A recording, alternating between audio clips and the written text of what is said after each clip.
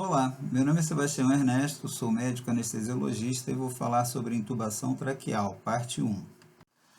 Esse vídeo vai transcorrer sobre as indicações da intubação traqueal, sobre as contraindicações, alternativas, riscos, complicações e sobre algumas técnicas de intubação traqueal. Entre as principais indicações de intubação traqueal encontra-se a necessidade de manutenção de proteção da via aérea do paciente, por exemplo, no paciente em coma, sem reflexos protetores que evitem eventual retorno, regurgitação do conteúdo do estômago para as vias aéreas e assim a possibilidade de aspiração desse conteúdo para traqueia e pulmão, com as suas consequências graves que podem surgir. Também a manutenção de uma ventilação adequada para se evitar ou se tratar a elevação da pressão intracraniana em pacientes que apresentam redução da complacência intracraniana. A necessidade de ventilação nesses pacientes, tanto pela melhor qualidade de oferta de oxigênio, mas também pela melhor qualidade de eliminação do CO2, tentando sempre evitar a hiperventilação, que também pode ser deletéria para eles. Pacientes sem insuficiência respiratória de qualquer causa, seja essa causa por uma doença muscular, como por exemplo miastenia gravis ou outra, pacientes com doença pulmonar obstrutiva crônica agudizada, que apresentem elevação severa da pressão parcial de CO2, assim como hipoxemia importante, aqueles pacientes que apresentam pneumonia e incapacidade de ventilação adequada, os pacientes com obstrução e os pacientes que apresentem qualquer tipo de apneia, principalmente ou mais frequentemente a apneia induzida pela anestesia geral, onde há necessidade de intubação do paciente na maioria das vezes, ou pelo menos de obtenção de um acesso à via aérea desse paciente por algum mecanismo para que se possa auxiliá-lo ou substituir a função própria do indivíduo de obtenção de oxigênio para a sua necessidade basal e eliminação de CO2 do paciente. Existem também algumas condições, como por exemplo infarto grave no paciente, infarto agudo do miocárdio grave com paciente bastante comprometido, chocado. Muitas vezes a indicação da ventilação mecânica para que se poupe energia para esse paciente e assim diminua o consumo de oxigênio através do relaxamento muscular e sedação e oferta de uma ventilação de qualidade para esse paciente. Existem poucas contraindicações para intubação traqueal. A intubação traqueal, quando necessária, ela deve ser realizada, porém algumas situações podem tornar a sua execução impossível ou até perigosa devido a alguns fatores. Esses fatores estão relacionados com transecção traqueal, que pode inviabilizar ou impossibilitar a introdução da extremidade distal do tubo traqueal no segmento distal da traqueia seccionada. Pacientes com vômitos incoercíveis devem ter esses vômitos controlados antes da execução da intubação, para que se evite broncoaspiração. E, eventualmente, a presença de corpo estranho na via aérea do paciente, principalmente abaixo das cordas vocais, pode tornar tanto perigosa a intubação quanto impossível. Portanto, são condições que necessitam de avaliação e planejamento cuidadoso de como vai ser realizado esse procedimento. A simples expressão intubação traqueal pressupõe uma intubação orotraqueal com laringoscopia direta, é o que se faz da maneira mais simples e corriqueira no nosso dia a dia como anestesiologistas e na maioria das situações de urgência. Algumas vezes a intubação traqueal pode ser contraindicada como técnica simples de laringoscopia e intubação e alguns fatores podem indicar técnicas alternativas para possibilitar ou para reduzir o risco dessa intubação orotraqueal. Pacientes que se apresentam com diagnóstico de via aérea difícil após avaliação das suas vias aéreas podem ser intubados com a utilização da fibroscopia. A intubação nasal pode ser uma alternativa, por exemplo, para pacientes que vão ser submetidos à cirurgia na cavidade oral. Existe a possibilidade da técnica retrógrada, que é uma técnica que hoje é bastante pouco utilizada devido à existência de recursos de muito mais fácil utilização e de maior segurança e conforto para o paciente. Alguns pacientes devem ser intubados acordados, são aqueles pacientes que apresentam um risco extremamente elevado de broncoaspiração, como aqueles que vão ser submetidos à indução de anestesia geral, na vigência de obstrução intestinal, por exemplo. Existem também alguns recursos supraglóticos, como a máscara laríngea e os tubos faríngeos, que podem eventualmente ser utilizados tanto como meios eletivos de obtenção de via aérea, quanto como meios alternativos em pacientes onde não se conseguiu realizar a intubação, mesmo com a utilização de recursos mais avançados.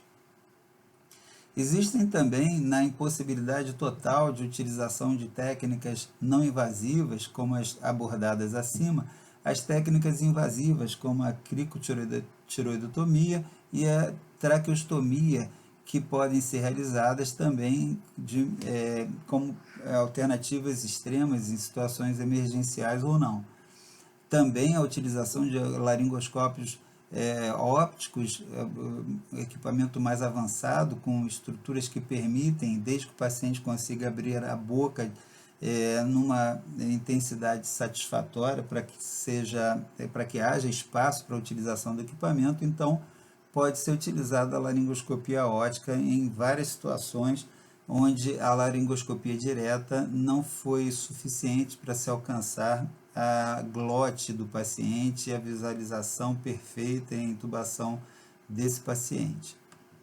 Mas a intubação traqueal também oferece alguns riscos e algumas complicações possíveis. Entre elas, a aspiração é um risco e ela pode acontecer principalmente no paciente encontrado em coma, no paciente de trauma que não está ventilando adequadamente, mas apresenta eventualmente a possibilidade de regurgitação, como foi dito, do conteúdo gástrico. A possibilidade de aspiração é bastante grande nesse paciente com obstrução intestinal, que apresenta aumento da pressão no interior do tubo digestivo, e assim a indução de uma anestesia é um fator complicador nesse risco, facilitando esse evento. E então a aspiração do conteúdo gástrico ou de corpo estranho que por acaso esteja ali na boca do paciente e que possa eventualmente ser aspirado para o pulmão é uma preocupação bastante grande na maioria das situações em que há a manipulação de via aérea. Lesões mecânicas são possíveis também, desde lesões mecânicas provocadas por manobras de laringoscopia intempestiva, ou com paciente agitado, ou com uma via aérea de difícil manipulação, há o risco de lesão de dente, lesão de mucosa, risco de, eventualmente, lesões de traqueia e de estruturas anatômicas de laringe. Também a possibilidade de intubação esofágica, intubação seletiva, entre outros. De novo, entre as lesões mecânicas possíveis, o sangramento por laceração, ou no paciente que se apresenta agitado e a necessidade de intubação do paciente acordado, por qualquer eventualidade. Então, sangramento, lesão de dente, lacerações, lesão de laringe, traqueia e até a lesão cervical num paciente que possa eventualmente já ter algum trauma, ou que exista ou possua alguma condição, como por exemplo no paciente com síndrome de Down, que é conhecido como um paciente que tem uma frouxidão ligamentar entre as primeiras vértebras cervicais, e a manobra intempestiva de laringoscopia e intubação nesse paciente, por exemplo, pode levar a uma lesão de medula cervical com consequências bastante catastróficas. O risco da intubação esofágica é facilmente entendido. Na figura esquerda, podemos observar a estrutura da laringe como é vista idealmente numa manobra de intubação de boa qualidade e num paciente que também oferece condições anatômicas que permitem a visualização adequada dessa laringe. É possível perceber então as estruturas ali, a epiglote, as cordas vocais, e na parte posterior, de forma contínua com a orofaringe, nós temos, como é visto na figura à direita, a possibilidade de observar a continuação ali da orofaringe com o esôfago do paciente. Então, a orofaringe, laringofaringe e o esôfago ali na continuação. Essa visualização perfeita para a intubação, ela é feita graças à manobra de intubação, que faz com que, na colocação da lâmina do laringoscópio na base da língua, a manobra, a técnica de elevação da língua e do assoalho da boca com um movimento ântero e caudal, ou seja, um movimento que tem uma seta de deslocamento, que é uma bissetriz entre um ângulo de 90 graus formado pela cavidade oral do paciente e o corpo do paciente. Então, essa trajetória do cabo do laringoscópio levantando a base da boca do paciente, a língua, faz um deslocamento que eleva essa estrutura de laringe, mostrando essa figura, essa estrutura como é vista nesse diapositivo. Porém, há situações em que é difícil a visualização em alguns pacientes com alterações anatômicas ou variações anatômicas, e a visualização ineficaz ou ineficiente ou parcial dessa estrutura faz com que o tubo acabe sendo direcionado inadvertidamente para o esôfago do paciente. E isso tem que ser percebido rapidamente, porque se a ventilação mecânica se continua nesse paciente com a intubação esofágica, primeiro que não vai ser feita a ventilação pulmonar do paciente, e aí ele vai complicar com a hipóxia e hipercarbia, que vão levar a alterações de aumento do tônus simpático primariamente, e podendo levar até a arritmia e óbito desse paciente. Além de, mesmo se for percebido isso, a tempo de se evitar complicações mais graves, há a possibilidade de ficar ventilando durante algum tempo esse esôfago do paciente, com distensão do tubo digestivo do paciente, com possibilidade de lesões também devido a esse aumento de pressão, hemorragias, etc. Nesse diapositivo é visto à esquerda as 4 principais possibilidades de visualização do campo de laringe do paciente após a manobra de laringoscopia. Então, a letra A é chamada a classe 1 de Cormack, que é o indivíduo que classificou o campo de visão da laringe do paciente durante uma laringoscopia realizada de maneira adequada. Portanto, o paciente que tem o Cormack 1 é o paciente que tem a maior facilidade de intubação traqueal, são vistas as cordas vocais, ali as aritenoides, num plano mais inferior, que é posterior no paciente, e a epiglote acima, vista parcialmente devido ao corte da figura. Portanto, essa é a imagem que todo laringoscopista quer ver na hora da intubação. A letra B é o número da classificação 2 de Cormack, onde é vista a parte posterior, metade posterior das pregas de cordas vocais, a fenda entre as cordas vocais, e ainda a possibilidade de uma intubação segura nesse paciente. A imagem número 3, que é o 3 de Cormack, é vista apenas a parte posterior ali, a rima posterior da glote do paciente e a epiglote cobrindo toda a estrutura laringiana ou laríngea, que faz com que a intubação ainda seja possível, embora muito difícil. Nesse paciente, pode ser feita a manobra de intubação através da utilização de fios guia. Hoje em dia existe um material bastante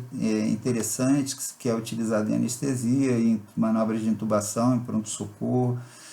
que é chamado o guia de Bugey. Então, através de uma elevação dessa estrutura, o que se puder orientar em relação à fenda, à rima posterior da laringe do paciente, introduz-se ali esse fio longo, que é o bugey, e ele é utilizado como um fio guia, através do qual o tubo é direcionado ali de forma mais ou menos segura, logicamente com toda a monitorização depois, avaliação da qualidade do resultado da intubação desse paciente. E a letra D ali não se vê nada de laringe, nem epiglote, nem nada, é um paciente que dificilmente vai ser intubado. Nesses pacientes da classificação 3 e 4, que são ali na letra C e D, esses pacientes, se há uma tentativa de intubação ali inadvertida, a possibilidade de introdução do tubo, ao invés de na traqueia, de introduzir o tubo no esôfago, é muito grande. Mesmo numa manobra de laringoscopia imperfeita, mesmo se o paciente tem uma anatomia boa, mas o posicionamento do paciente, ou a manobra de laringoscopia não é feita de forma adequada, há a grande chance de introdução do tubo no esôfago do paciente. Isso pode ser visto nessa figura à direita, onde percebe-se que na base da língua a continuação ali é muito mais fácil de introduzir diretamente no esôfago do que se não for feita uma laringoscopia adequada e o paciente não tiver uma anatomia boa, o tubo ele vai ser direcionado com muito mais facilidade para o esôfago do paciente, que é posterior, então o tubo precisa fazer uma curva menos acentuada do que a introdução do tubo ali na traqueia, que apenas com manobra de laringoscopia adequada e posicionamento adequado do paciente, conseguimos alinhar os eixos, ou quase alinhar os eixos oral, faríngeo e laríngeo do paciente para a introdução do tubo de uma maneira bastante segura. Portanto, intubar o esôfago, se a intubação é feita às cegas ou quase, é muito mais fácil do que intubar a traqueia do paciente. Em anestesia e em emergência, a utilização do capnógrafo nas manobras de intubação dá uma segurança muito maior para o paciente, para o laringoscopista, uma vez que a quantidade de CO2 na cavidade oral ainda pode demonstrar alguma curva de capnografia no aparelho, porém, como a manutenção dessa curva só é feita se o tubo estiver na traqueia, a intubação esofágica vai fazer com que ventilações subsequentes provoquem o esgotamento, a eliminação daquele CO2 residual na cavidade oral e no esôfago do paciente, e a curva de capnografia ela vai sendo diminuída, reduzida, como pode ser vista nessa figura. Não há manutenção das primeiras curvas de capnografia, como deveria acontecer se o paciente estivesse com a ponta do tubo no interior da traqueia do paciente. Portanto, isso é uma forma de se ter a certeza imediata após a intubação do paciente de que o tubo está localizado na traqueia do paciente. Se o tubo está na traqueia do paciente, ele vai provocar uma curva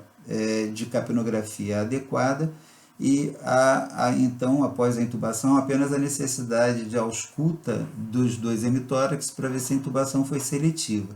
Mas nesse caso, desse capnograma aqui apresentado nesse diapositivo, há uma redução progressiva da elevação da onda, da curva de capnografia, o que demonstra que esse tubo vai ter que ser retirado imediatamente e a intubação vai ter que ser refeita para a colocação do tubo na traqueia do paciente. Outra complicação possível é a possibilidade da introdução excessiva do tubo e esse tubo adentrar um dos dois brônquios, produzindo o que chamamos de intubação seletiva. Embora possa ser possível, embora seja possível a intubação seletiva à direita ou à esquerda, a intubação seletiva à direita é muito mais fácil, porque o brônquio fonte direito ele é mais alinhado com a traqueia e ele tem um calibre um pouco maior. Então, se o tubo é introduzido de forma excessiva, é muito mais fácil ele entrar no brônquio fonte direito. E se ele entra no brônquio fonte direito, quando insuflarmos o balonete, o pulmão esquerdo não vai receber ventilação. E assim ele vai sofrer colabamento, porque vai acontecer a absorção de todo o ar que tem ali dentro com o tempo. Esse ar é absorvido e acaba colabando o pulmão esquerdo. E esse colabamento faz com que haja uma vasoconstrição,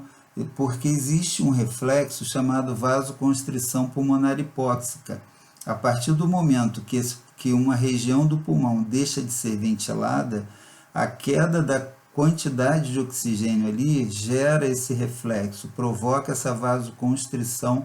chamada vasoconstrição pulmonar hipóxica. E isso faz com que haja um aumento do desvio do sangue para uma região melhor oxigenada. Porém, isso também gera um aumento da resistência vascular pulmonar,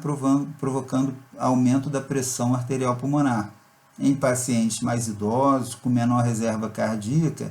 isso pode gerar uma descompensação grave.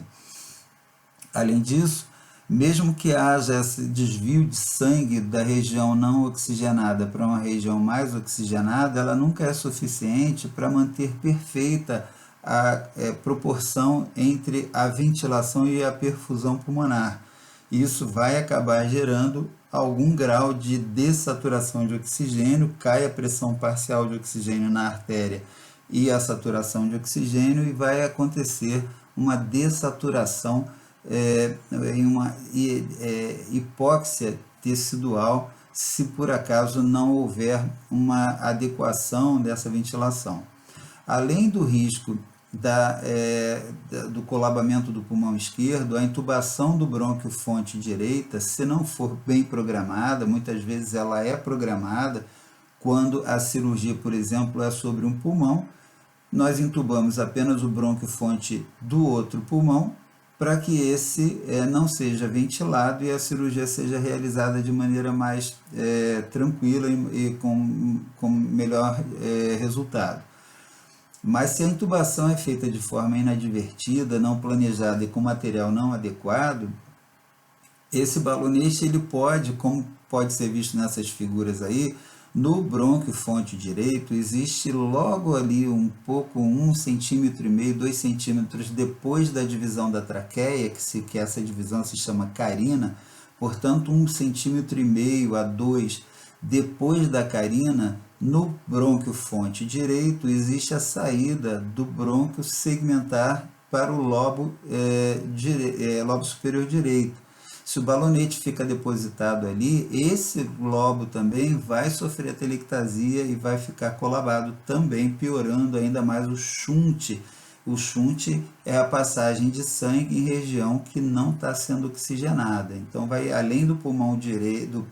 além do pulmão esquerdo, o lobo superior direito também vai ficar colabado, piorando mais ainda o shunt, piorando mais a pressão arterial pulmonar e piorando a hipóxia tecidual. Portanto, esse cuidado na intubação deve ser realizado durante a intubação, e todas as movimentações mais intempestivas ou mais de maior proporção do paciente, na movimentação em cirurgia, na passagem para maca, etc., deve ser refeita a checagem para ver se esse tubo não migrou ou para fora, sendo estubado o paciente, ou para dentro, sendo provocada a seletivação da intubação. Por sinal, essa figura central e a figura à direita foram retiradas de um site de uma Universidade de Toronto que oferece esse recurso, que é uma simulação de broncoscopia bastante interessante. O endereço para quem tiver interesse está aí. Essa é uma radiografia de uma criança que foi entubada e o tubo sofreu seletivação, ou ele migrou para o lobo, para o brônquio-fonte direito, fazendo com que houvesse o colabamento do pulmão esquerdo. A seta mostra a ponta do tubo na altura do mediastino do paciente, mostrando que esse tubo ele migrou, ou na hora da intubação, ou posteriormente a ela, o tubo migrou e entrou no brônquio-fonte direito. Esse pulmão direito do paciente está sendo ventilado. É possível que o lobo superior direito esteja comprometido, porque parece que tem uma certa área de condensação ali em cima, no pulmão direito, e uma condensação grande no lado esquerdo, mostrando que houve já o colabamento desse pulmão esquerdo. Em 2005, o autor Reed e colaboradores eles publicaram uma avaliação de diversos parâmetros de predição de dificuldade de intubação e criaram esse método mnemônico de avaliação através de 5 letras que formam a palavra Lemon. A letra L é associada à observação, a olhar o paciente ou à ectoscopia e, portanto, looking em inglês. A letra E relaciona-se com evaluation, a avaliação do paciente, segundo diversos parâmetros que vão ser comentados a seguir.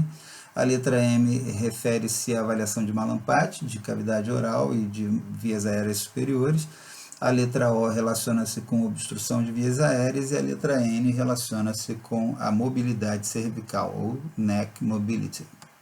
Na avaliação de Reed e colaboradores, a ectoscopia foi baseada em 4 fatores principais: a presença de barba, a distância interincisivo, a presença de lesões traumáticas e o tamanho da língua do paciente como fatores de dificuldade ou de geração de dificuldade na laringoscopia e intubação. Além desses fatores, alguns poderiam ser acrescentados, e acrescentamos por nossa conta, como, por exemplo, alterações anatômicas em região cervical, como pode ser causada, por exemplo, por radioterapia, ou como nessa figura à direita, a presença de bócio, que pode causar deslocamento da traqueia, de outras estruturas de vias aéreas, além de apresentar a possibilidade do bócio mergulhante, que pode adentrar o mediastino do paciente e causar ainda mais dificuldade. A obesidade, entre outras coisas, também podem ser fatores de dificuldade no manuseio da via aérea do paciente. Só para detalhar e completar essa avaliação do paciente, que eventualmente pode nos chegar para a avaliação pré-anestésica, e apresenta um bócio ou um tamanho de tireoide aumentada, a necessidade da realização da radiografia de tórax, que no caso de um desses pacientes com o bócio mergulhante mostrou um grande deslocamento da traqueia para a direita, como pode ser visto nesse diapositivo, nessa radiografia à esquerda, e eventualmente a dificuldade tanto ventilatória do paciente, principalmente do paciente que, quando é feita a indução anestésica, muitas vezes o relaxamento da musculatura faz com que ele tenha dificuldade de manter pérvia a via aérea a sua via aérea para que consiga ser ventilado sob máscara adequadamente, e também no momento da laringoscopia e intubação, uma previsão de dificuldade de instalação do tubo, da introdução do tubo nessa traqueia bastante desviada. A radiografia da esquerda mostra um desvio da traqueia para a direita, a radiografia da direita mostra um desvio da traqueia para a esquerda. É uma indicação precípua de radiografia, o paciente com o bócio, que pode apresentar então essas variações, essas alterações anatômicas que podem dificultar bastante o nosso trabalho. Esse diapositivo traz esses 2 quadros, essas 2 tabelas, que à esquerda mostra a relação dos fatores que foram considerados em cada uma daquelas letras da parte mnemônica do da avaliação da via aérea. Portanto, em Lehmann, o L, que seria o look da observação, trauma facial, distância interincisiva, presença de barba, tamanho da língua, a avaliação de vários parâmetros, como distância entre incisivos, distância tiromentoniana e outras, avaliação de Malampati, todas essas avaliações gerando um critério gerando vários critérios que seriam somados no score, que seria, como na tabela aqui à direita, distribuído com 4 possíveis pontos em relação à avaliação da ectoscopia, do look, e 1 ponto para cada uma das outras avaliações aqui, podendo gerar um máximo de 9 pontos, um mínimo de 0 pontos. O critério de que abaixo de 4 pontos a intubação desse paciente provavelmente seria facilitada, e de 4 para cima seria gradativamente cada vez mais difícil de se conseguir uma laringoscopia perfeita, com boa visualização das cordas vocais e a intubação facilitada. E entre esses critérios todos, os que geraram maior capacidade de predição de dificuldade da intubação foi a distância interincisivo, a distância tiromentoniana e a presença de incisivos superiores de tamanho aumentado, aqueles incisivos grandes que atrapalham até a colocação do laringoscópio e muito mais ainda o seu manuseio na hora da laringoscopia. Ainda em relação ao nosso look, a avaliação de vias aéreas na ectoscopia, mostrando na figura à direita, à esquerda aqui, dentes superiores, os incisivos bastante protusos e bastante avançados em relação à arcada dentária inferior, o que dificulta bastante a colocação do laringoscópio de maneira adequada. Na figura central, uma paciente com retrognatismo, que também dificulta bastante a colocação e a laringoscopia, a colocação do laringoscópio e laringoscopia, e a figura da direita aqui, essa paciente com esse trauma, nem se fala, uma lesão bastante grave que dificilmente consegue-se uma intubação de qualidade, com facilidade. Aqui foi conseguido pelo jeito uma intubação, mas a previsão de dificuldade e até de impossibilidade de intubação bastante grande. Muitas vezes um paciente desse, que é intubado na emergência, em via pública, devido à necessidade de recuperação do acesso à via aérea pelo risco de morte, mas que se esse paciente chega num centro cirúrgico, por exemplo, numa condição emergencial, a tentativa de intubação muitas vezes ela já é substituída diretamente por uma traqueostomia devido à grande chance de broncoaspiração e comprometimento maior da via aérea. E já estamos falando, né, da técnica de laringoscopia e intubação, técnica de manutenção de via aérea. A gente começa a técnica pela avaliação do paciente, passando por todos esse critério, usando o método mnemônico do Lehmann ou algum outro, mas que deve ser iniciada a manobra de laringoscopia com a avaliação do paciente, a não ser naquelas situações emergenciais, como foi mostrado anteriormente. E na avaliação de um preparo de laringoscopia e intubação de forma eletiva, a necessidade da avaliação da possibilidade de ventilação sob máscara do paciente. Muitas vezes é feita a indução anestésica, o paciente faz a apneia devido aos agentes anestésicos de indução de anestesia, ao relaxamento, e a tentativa de ventilação sob máscara muitas vezes se mostra bastante complicada. E na avaliação dessa previsão de dificuldade de ventilação sob máscara, então, alguns critérios podem ser considerados. O paciente do sexo masculino, um pouco mais difícil, o paciente com ausência dos dentes ou com presença de barba, dificulta bastante a ventilação sob máscara, os pacientes com Malampati grau 3 ou 4, pacientes com mandíbula bastante avançada, aqueles pacientes com prognatismo acentuado, que dificulta bastante a colocação, a adaptação da máscara, Pacientes com mais de 55 anos aumentam bastante a incidência dessa dificuldade, e os pacientes com história de doença obstrutiva, como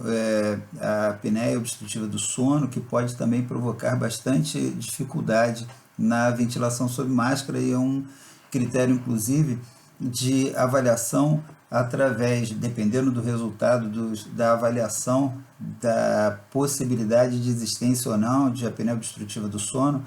a indicação do exame de polissonografia, que é o exame que é realizado com o paciente dormindo para avaliar a permeabilidade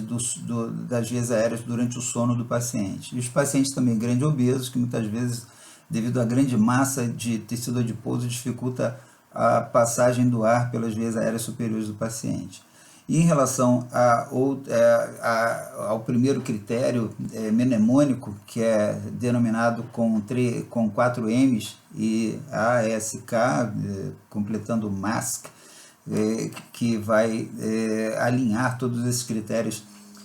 mencionados aqui, e o outro critério mnemônico, que é o OBIS, que também inclui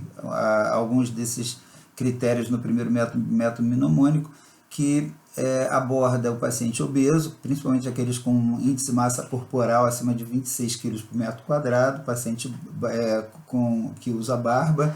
paciente sem dente, paciente roncador e o paciente acima de 55 anos. Em relação ao paciente suspeito de apneia obstrutiva do sono, existe esse outro método mnemônico chamado STOP-BANG, que aborda alguns critérios que podem sugerir ou não o grande risco da presença de apneia obstrutiva do sono. Então, esses critérios são elencados e são classificados, são 8 critérios que são classificados aqui. Se o paciente tem apenas 0 a 2 desses critérios, ele é considerado com baixo risco de ser portador de apneia obstrutiva do sono. O paciente com 3 a 4 critérios, ele é considerado de risco intermediário, e acima de 4 ele é considerado de alto risco de ser portador. E sendo portador de apneia obstrutiva do sono, deve haver um preparo adequado para a intubação desse paciente em sequência rápida, para não haver perda de tempo e necessidade de ventilação sob máscara, que pode causar dificuldade na indução da anestesia desse paciente, devido ao risco de hipóxia tecidual. Também a necessidade nos pacientes mais graves, em relação a esse aspecto, da necessidade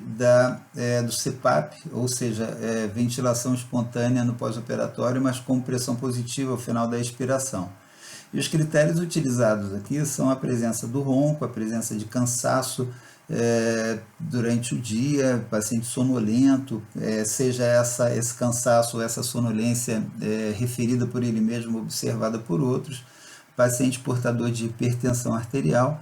paciente portador de índice de massa corpórea maior que 35, pacientes acima de 50 anos, a circunferência cervical maior que 40 centímetros, e o paciente masculino sendo considerado de maior risco em relação à presença da apneia obstrutiva do sono. O nosso E do método mnemônico Lemon, que corresponde à evaluation ou avaliação, começa pela avaliação da abertura da boca, a distância entre o mento e o ocioide e a distância entre o ocioide e a cartilagem tiroide. No método mnemônico Lemon, ele sugere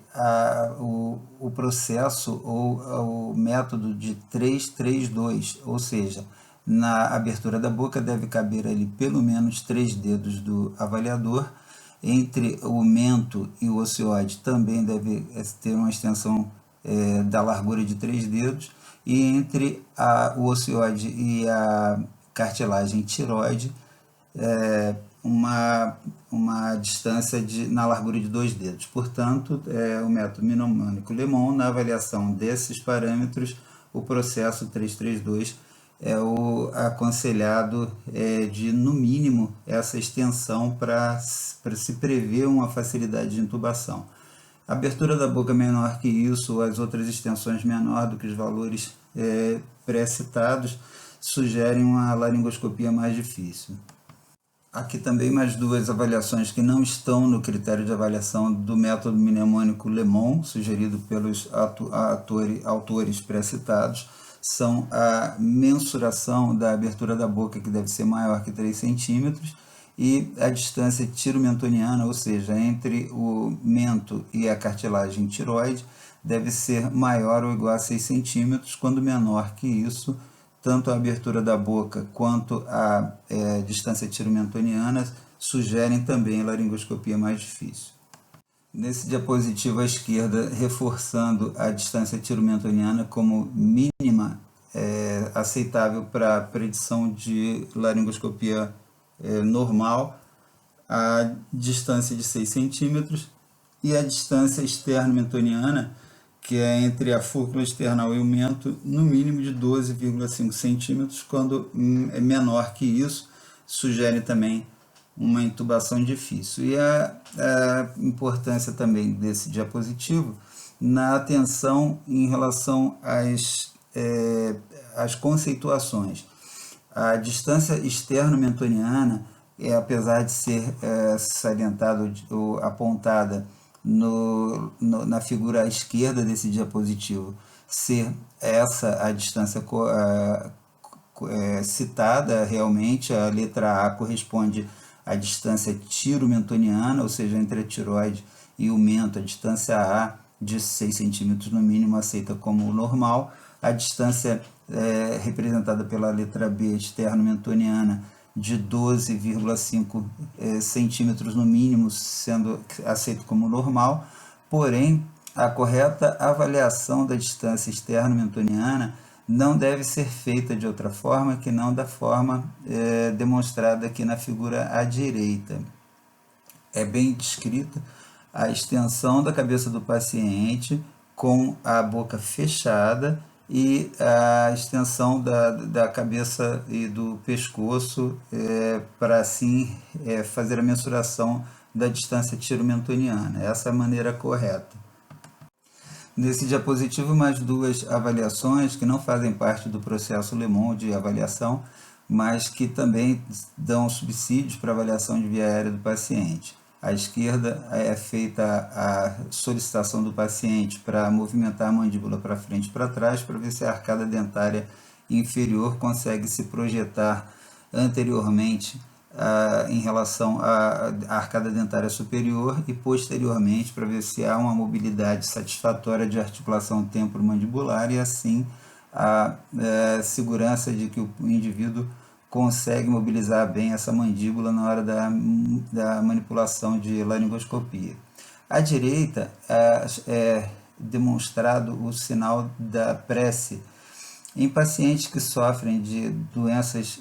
inflamatórias crônicas de articulações, dos mais diversos tipos, muitas vezes apresentam comprometimento de movimentação articular que pode dificultar a manobra de posicionamento para a laringoscopia no momento de se realizar a chamada posição de sniffing ou posição olfativa, que vai ser mostrada a seguir. E uma das avaliações, um dos métodos de aferição indireta da capacidade de mobilidade articular é esse sinal da prece. Pede-se para o indivíduo colocar as duas mãos com as palmas encostadas uma na outra e se o paciente não conseguir encostar toda a superfície de uma palma na outra por dificuldade de extensão das diversas articulações de dígitos, etc., provavelmente esse paciente vai apresentar também algum grau de dificuldade na mobilização de polo cefálico e região cervical para a laringoscopia. É uma atenção que deve ser prestada nesse momento da avaliação. A letra M do nosso processo mnemônico Lemon faz referência à avaliação de Mallampati. Pede para o paciente abrir a boca de maneira máxima, colocar a língua para fora o máximo que conseguir e a cabeça do paciente tem que ficar no mesmo nível da cabeça do examinador e essa abertura de boca é sem fonação. Abre a boca, põe a língua para fora, sem fonação e de acordo com o que se consegue ver na boca do paciente, os pontos de referência, você vai classificar o paciente de acordo com a classe de Mallampart. A classe 1 de Mallampart permite a visualização de úvula, das fauces,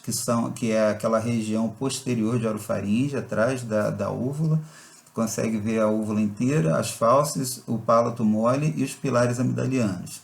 No paciente classe 2, já não se consegue mais ver os pilares amidalianos, se vê mais ou menos metade da úvula, o palato mole, e a dificuldade de intubação já pode estar iniciando a partir daí. Não significa que o paciente classe 1 vai ter uma intubação fácil, mas é um parâmetro a ser somado com outros para se fazer a previsão de dificuldade ou não de intubação. O paciente de classe 3 já só permite a visualização da base da úvula e do palato mole. As fauces praticamente não se vê mais e os pilares amidalianos também já sumiram faz tempo. O paciente classe 4 de Mallampart, apenas conseguimos ver o palato duro do paciente. O palato mole já não se consegue ver mais e esse paciente é aquele que oferece uma grande probabilidade de dificuldade na laringoscopia dele. Duas curiosidades em relação ao exame de Mallampart são, primeiro, a possibilidade de você deparar com um paciente com o chamado Mallampart 0.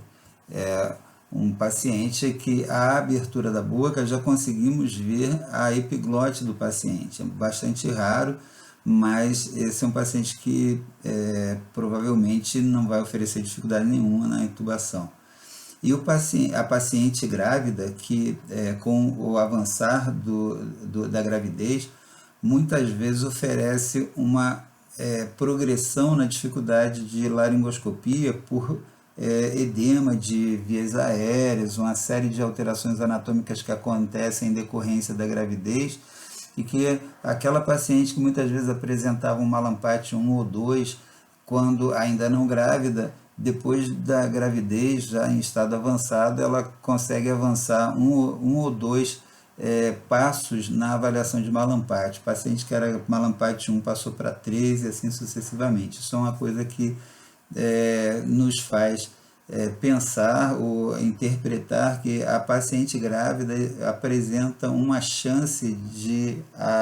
aumentar o grau de dificuldade na laringoscopia e merece uma atenção especial. A letra O do nosso método mnemônico, Lemon, faz referência à obstrução de vias aéreas, e a letra N faz referência à neck mobility, ou mobilidade do pescoço. Através da realização dessa manobra demonstrada esquematicamente nesse diapositivo, se o ponto L, que representa a região do mento ali, conseguir, numa hiperextensão da cabeça do paciente, se elevar a um plano superior ao plano da região da tuberosidade occipital, provavelmente essa laringoscopia não vai ser muito difícil, pelo menos em relação à mobilidade da região cervical, isso aí não vai oferecer resistência. Se a região do mento consegue no máximo atingir o mesmo nível da região da tuberosidade occipital, isso aí provavelmente vai gerar uma dificuldade na laringoscopia. E se nem chegar ao nível da tuberosidade occipital, durante a tentativa de elevação do mento, essa intubação vai ser bastante difícil, e isso é uma coisa que a gente vê na prática, que é uma realidade. Agradecemos a companhia, espero que tenham gostado do conteúdo e convidamos a se inscreverem no nosso canal, e sempre é possível que tenha algum outro vídeo de interesse, todos relacionados à anestesia. Muito obrigado e um abraço.